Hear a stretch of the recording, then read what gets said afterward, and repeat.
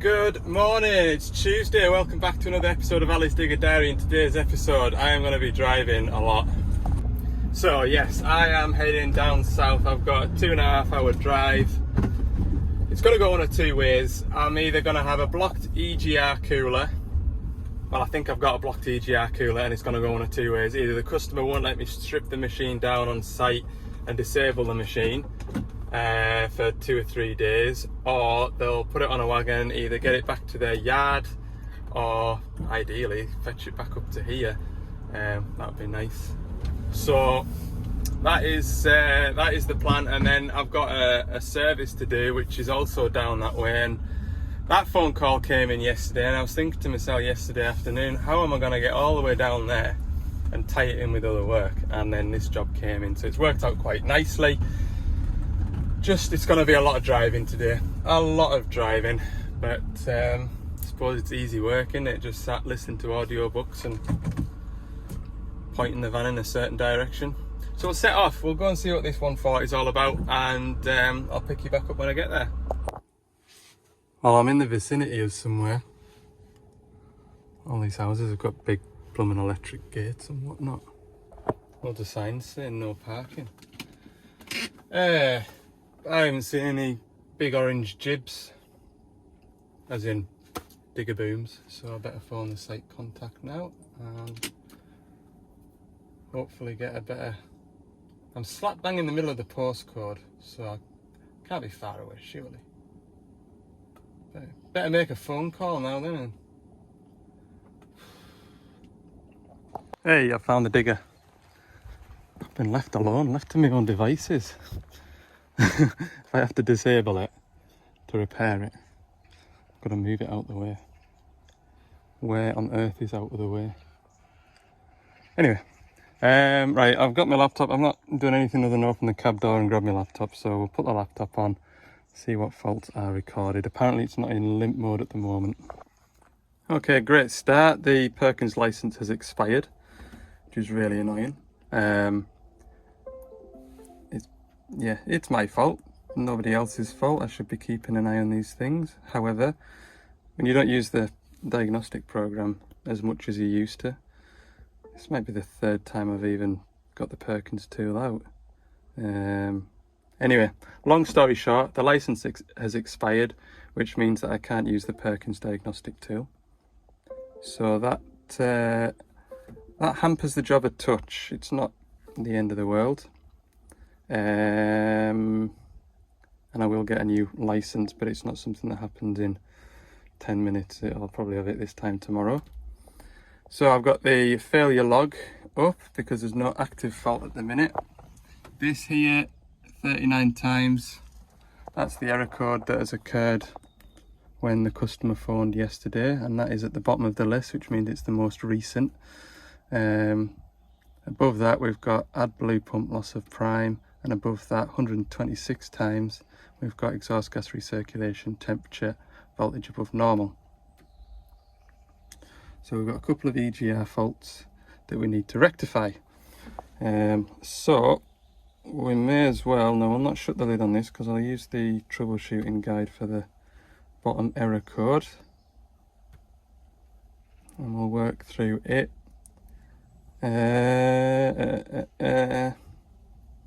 Yeah, valve control not responding properly. It could just want an EGR valve, or the EGR valve could be that gummed up with stuff that we might just need to clean it and put it back in. That'd be the best outcome, because then I won't need to come back to this machine, and then that'll free Thursday up. Okay, let's find this error code. Okay, so up here, the EGR valve here, this is the EGR differential pressure, and then we should have the venturi, which puts the EGR exhaust gas back into the inlet side, down behind here, this bit here. What controls the gas flow into it is the valve, the temperature sensor, which here we've got like an open circuit fault for the temp sensor, usually these wires here break. This is the plug for the EGR valve, so we need to check for 5 volts, 24 volts. But first what I'm going to do is just pull the EGR valve out and just have a look at it. Make sure that it's, you know, clean. Because something that could stop the valve from working is just all gummed up, isn't it? Oh, they've definitely had it running this morning. It is sweltering hot up here. That's a good start. I've got it all disconnected. As you can see, I've just moved this wiring loom up here out the way. Should probably go and get a flat screwdriver and give it a little encouragement. To be quite delicate with these. I'm pretty sure that broken one that I've got on the van is broken from removing it. Anyway, yeah, quite delicate. Yeah, that's it out. As you can see, it's not quite shut. Normal key off position, that should be shut. I'll give that a clean up and I'll plug it in without it physically in there. Next I want to remove the Venturi. They Torx. They are, aren't they? I'll pull that bit out next just to check it, but you can see the amount of soot come out of there. I'm also tempted, that's the EGR temp sensor that's playing up. I'd be tempted while that EGR valve's off, just to replace it.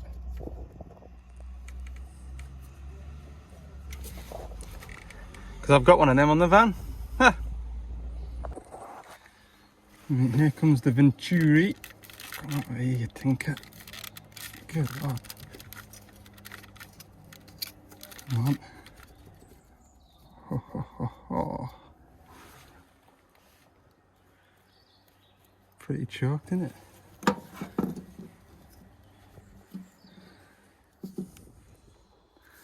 Get all that cleaned up.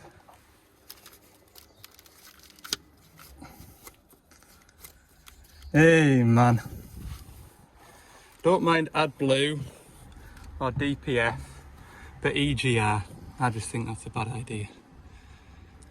Feeding the engine with used gas causes this. And Perkins, by the way, don't call this system EGR. They call it NRS, NOx Reduction System. And then they can advertise their engines as no EGR because they've called it something totally different. But it's the same thing. That's an EGR valve. That is exhaust gas going back into the inlet side. Exhaust gas recirculation. Right, we'll take this to the van and we'll clean it all up. Now then, here is what I am wondering. I'm going to try it on this one that I know is broken that I've got on the van, look. That's how it should look, that's how it should be seated. I'm pretty sure the motor's okay. So if it is a failed motor, can I strip this down and either free this up and clean it all properly? So I'm going to practice on this one. Okay, it is possible to strip down without any damage being caused as long as I'm careful with the next one. This, just take these 4 bolts off, this comes out and that is the motor. That is a good bit, I'm pretty sure. And you can see now that it is sprung to shut.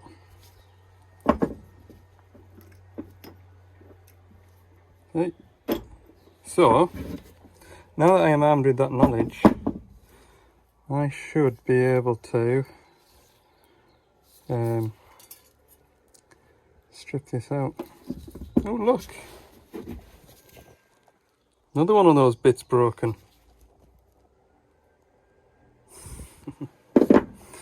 Okay, enough joshing. Yeah, strip it down then. So as soon as I took this motor off the valve itself, it sprung shut, and it does spring open and close quite happily, which makes me wonder if, Now I know I can turn that shaft by hand on that one. I think this one's seized up. So I think we should be able to get away with fitting that motor to this valve once I've cleaned that valve. Pretty happy with that. If this works out, I'll be very happy. Very happy. We've got a good chance of getting this cleaned up nicely. We should be able to put it all back together. So the only thing I would like to have done with the laptop is the motorised valve test. So I would have pulled the original valve out, set the motorised valve test, and it sends power to the valve, moves the valve, and you can watch the valve to make sure the valve moves. And then I could verify that this is a good valve. I'm pretty sure it is, because obviously this shaft on here is moving. Or motor, sorry. And then do the same with that test and see that that motor's moving. I remember fitting this, pulling it out. I didn't see the crack at the time because it was all corked up. And when I did the motorised valve test, this crack became apparent. So I'm pretty confident putting that motor off that onto there. I think it might fix this digger, you know.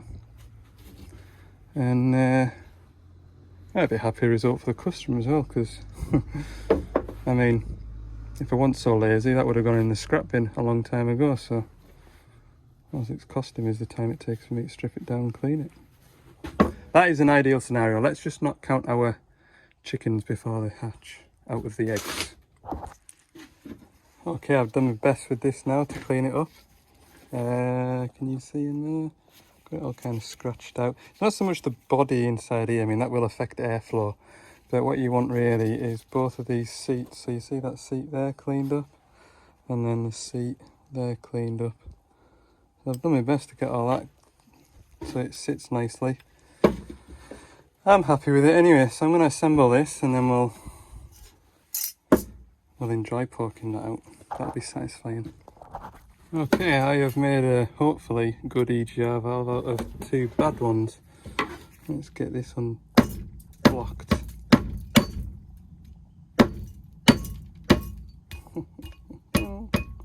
That's pure cancer right there, isn't it? You whiz that up into a smoothie, you'd be absolutely dead. Right, clean this up a bit more maybe. That's it. Sometimes you see all these holes just totally blocked, and that can also give a EGR pressure warning because it's going to back it all up. So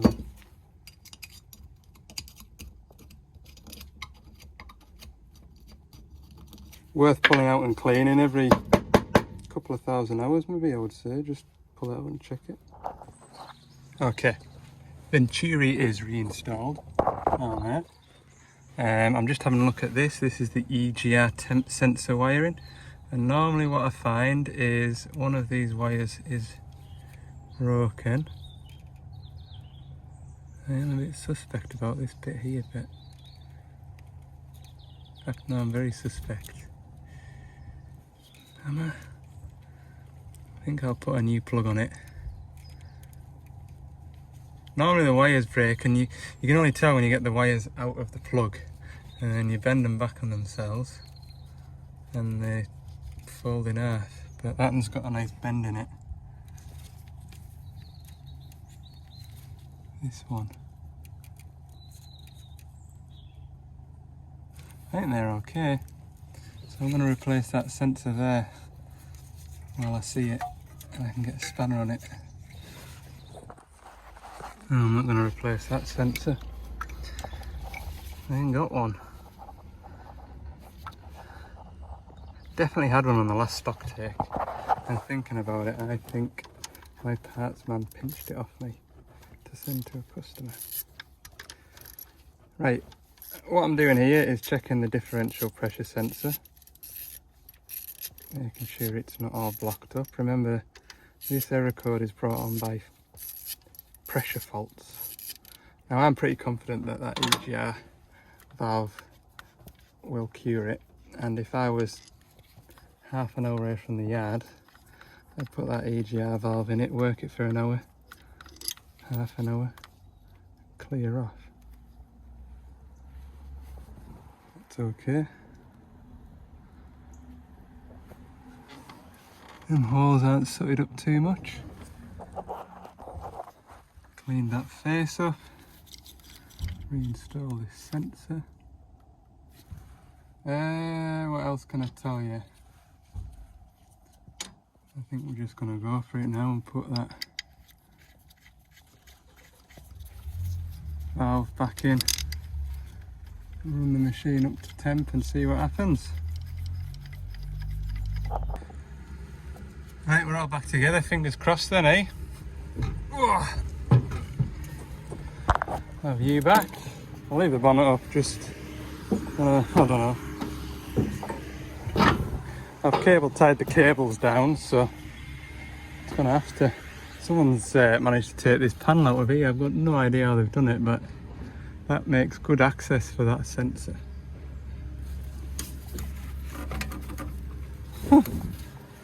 Okay.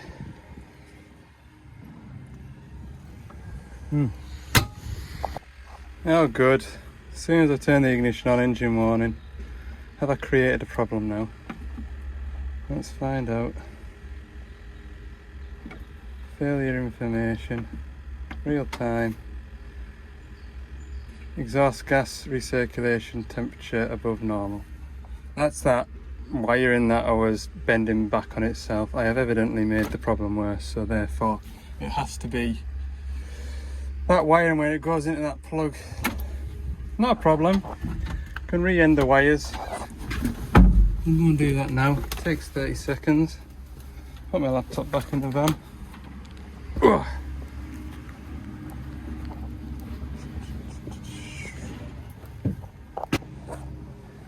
I knew I'd need this bonnet up. Right, let me plug you. This one. I'll unplug this.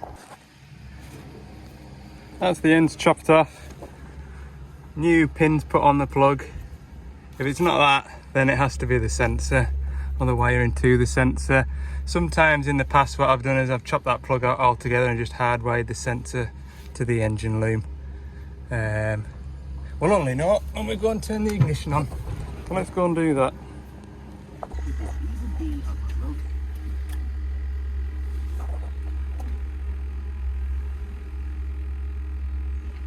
So far so good.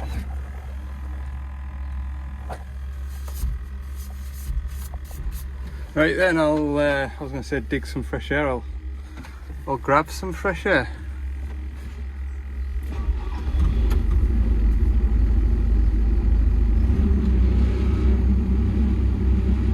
No unusual noises, so I've not left any tools in there. Oh, did I get that rag out from there? I did. Yeah, I can see it over there. Right, I'll come back to you. It's 1:30 now. I'll muck about with this till 2. 3 minutes in, we've got an engine warning light. Let's see. Please don't be EGR valve, please just be EGR temp sensor. Temperature, voltage above normal. Okay, that's fine, I don't mind that.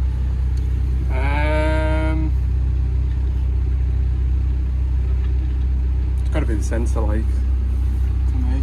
I'll hardwire it and then that only takes a few seconds as well. There we go. 4 minutes later, and yeah. See how I've got one wire that's snipped in there, the other one is missing. It was the wire on the sensor plug that was broken, but I only found that after I'd snipped the 2 wires out of there, so I could have just re-ended this plug. But anyway, that will now no longer cause problems because there is no longer a plug for the wires to snap at. Permanent fix. I don't think I've ever replaced a sensor because the sensor had failed. It's always been the plugs. Granted, I should have checked the other plug. However, I've future-proofed it now because it will no longer cause an issue. hopefully that is now the machine code free. So we'll go and do another test. We're 10 minutes in, still no error codes, which is good. The game that I've been playing in that heap of rubble is pulling out all the copper wiring and then spinning round and putting it in that heap over there that somebody started. It's a fun game, alright? I was thinking I would pick up square bricks and try and make a big stack, but the rotator grabs a little bit slack for that game.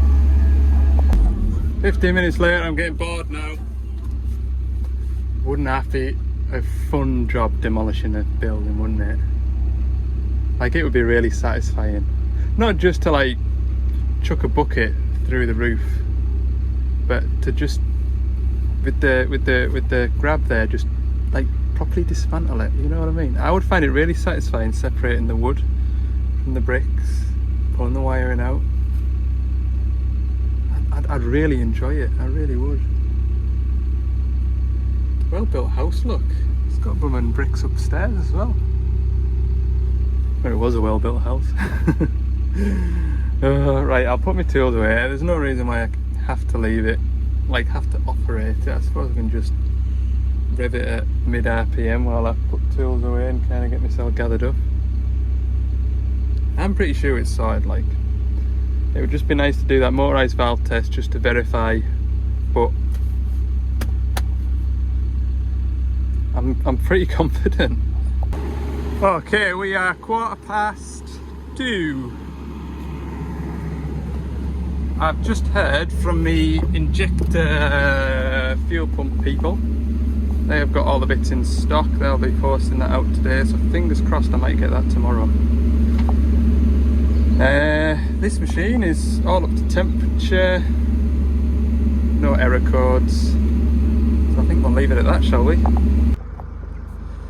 Right then, we'll call that good. I've just spoken to the customer. They're happy to put that machine back to work themselves now. We'll find out in the next 24 hours whether that's cued it. I tell you what, hey, it's a good job I saved scrap metal on the van, isn't it? Okay, we'll get this next 140 plumbed in on the sat nav and we can start heading towards home. I wonder if they've got grease nipples. Ha! I'm here, 4 o'clock. 140. Needs a, ooh, look, this smashed that window, look. It needs a 500-hour service. The only thing about, I mean, don't get me wrong, while we've been today, another 5 hours driving for a couple of hours work. It's an easy day in the office for me, but it doesn't get the jobs ticked off the list, so catching this machine and servicing it will make it a bit more worthwhile. Travel motors, this one's edged back a bit. What about this other one? There's my works phone ringing. That one wants to go forward. Okay, I've got hubs draining. I'll get the engine oil set off in a minute or two. Now the reason why I've ended up servicing this machine today, oh look, it is soaking in here. This is a farmer's machine, by the way, hence the red diesel. We are on a big dairy farm. What was I going to tell you though? The reason I ended up getting the work to service this machine is because the owner phoned me yesterday with an engine code and it was E000157-18, low fuel rail pressure. So I give him the spiel about taking that water and fuel filter off and checking the filter head for blockages, and he says, while you're on, if it's fuel filter related, because I said it could be fuel filter related, probably going to be that filter head. you might as well come and service it. It's not far off wanting a service anyway. So I says, hey, no bother, we'll just come and do that. So I think I am gonna pull this filter head off. I think. Come on. A bit of muck in there.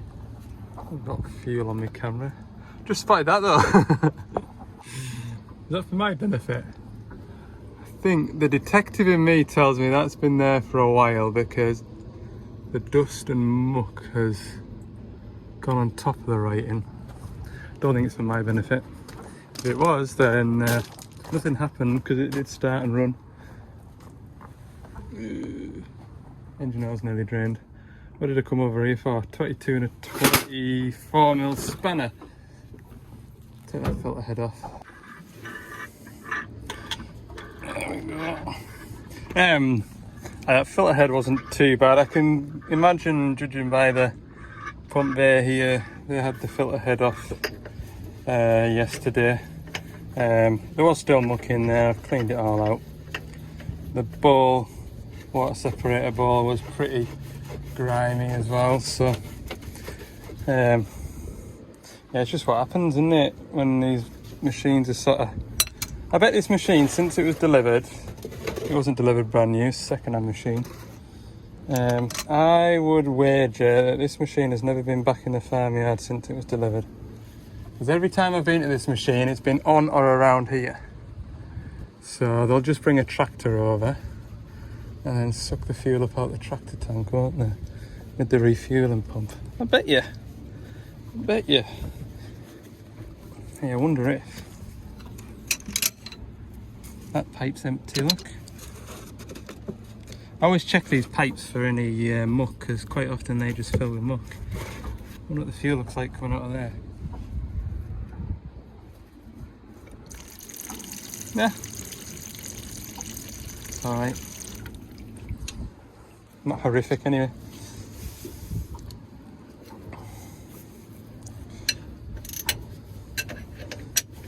That windmill's making some queer blooming noises, hey? I think it does want a tube of grease thrown at it. Crunching away. Right. 2 filters left and some oil. They are quite nice to service, these Dash 5s, I have to say. I knew there was cows in here. There's a gate off a main road over there. I thought, oh, I better shut that gate. At least I did. Big blooming cows everywhere. Didn't see them at the time, like. Can I undo that? Negative.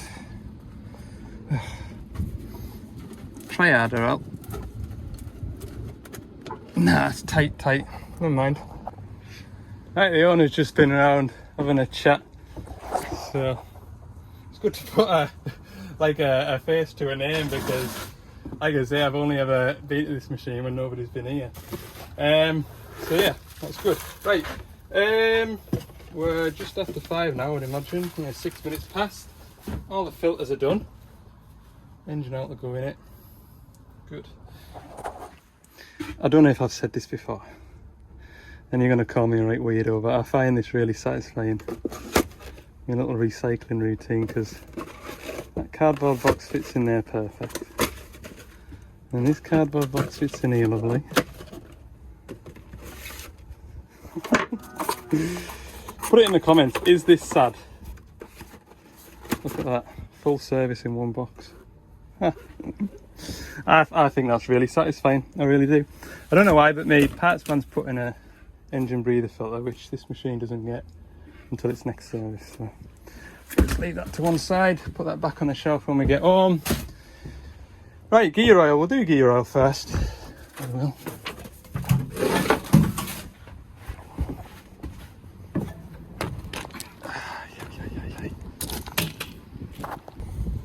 Keeping an eye on you. Don't you go licking my van or pinching anything out the back. You have eyes in your backside here, look. Got a full audience. Go on, clear off. I'll be working away. Next thing I'll just feel like big pink tongue licking me cheek. One of these buggers here. Go on. See, look, once one gets brave, the rest start. I'm not going to spend my evening chasing you out of here. Go on. Away. Look. Been licking my van.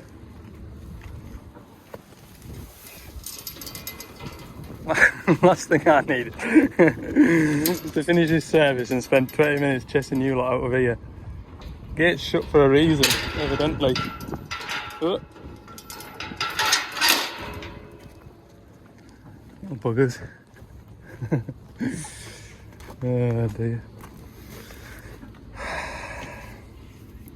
You forget how slow these final drives are to fill when they've only got 2 bungs instead of 3. My mum was asking us, how long do you think I've got left on these sprockets? I says, oh, good 5-10 minutes. I says, does it not skip when you're tracking? Oh yeah, when I try and turn it, it sometimes skips. I says, yeah, you probably got your money's worth out of these. And I says, whatever you do, well, you can see by the chains and all, chains are kind of stretched and all, aren't they? How far out's that idle? That's a good telltale. Yeah, it's on its way out. There's a fair bit of sag in them tracks and all. But yeah, for those of you that aren't in the plant game, or maybe you are and you just don't know, I wouldn't recommend fitting new sprockets to an old set of chains, because the old chains will eat away at those sprockets until they're kind of bedded in, so you'll wear your sprockets quicker. So I was told anyway. Always fit new chains with new sprockets. I mean, it's easy for me to say, I'm not paying for them. But I think 6,000 hours is a fair life expectancy. Is it 6,000 hours on this? 5.5? Can't remember now. Must be 5.5. I'm doing a 500-hour service. This is so slow. Must be losing my touch heat. Top it up after running it. Doesn't normally happen.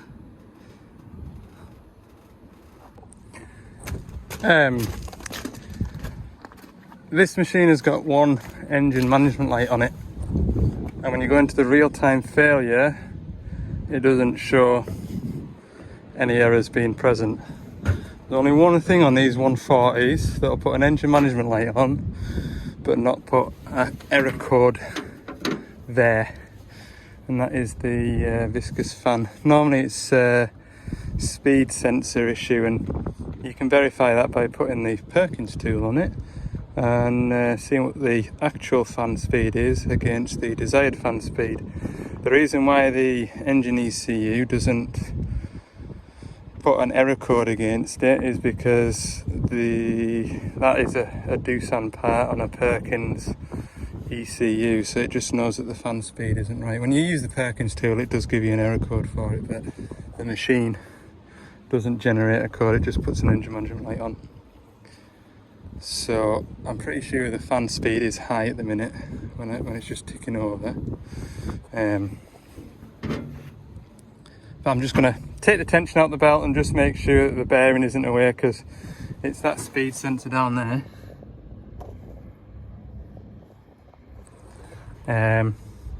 that picks up what the fan speed is, and it controls the viscous fan as well. If that fails, it can be because the bearing here has failed, and when that fan's doing that, it puts stress on that coupling. Yeah, bearings are alright. There's no play in this one, which is the main one I want to know that.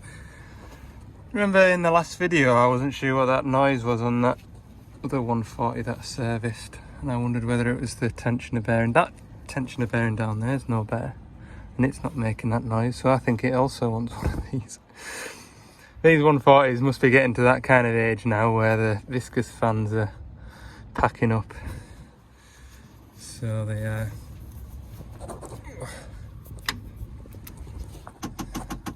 Oh yeah, more actuators knackered as well. It does stop eventually. Yeah, keep it on that mode, turn that off. Right, engine management light, you see. Go away, go into the failure codes. Come on.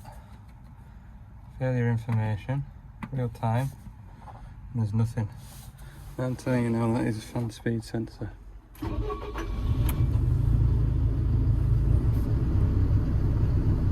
And I think that fan is quite noisy.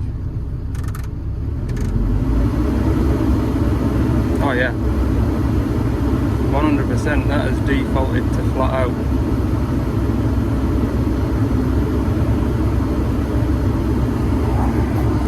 I don't need my Perkins tool.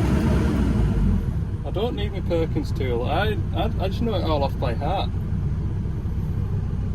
That's what today's shown us. We don't need laptops to fix machines. You just need a wealth of experience, or certain experiences. Yeah.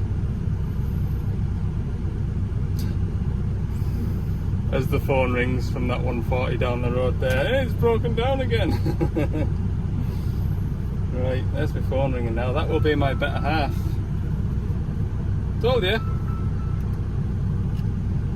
Hello. No, I'm not at home. No. No, I'm not that far down the road, but I'm still in Lancashire. I'll be back by 7ish.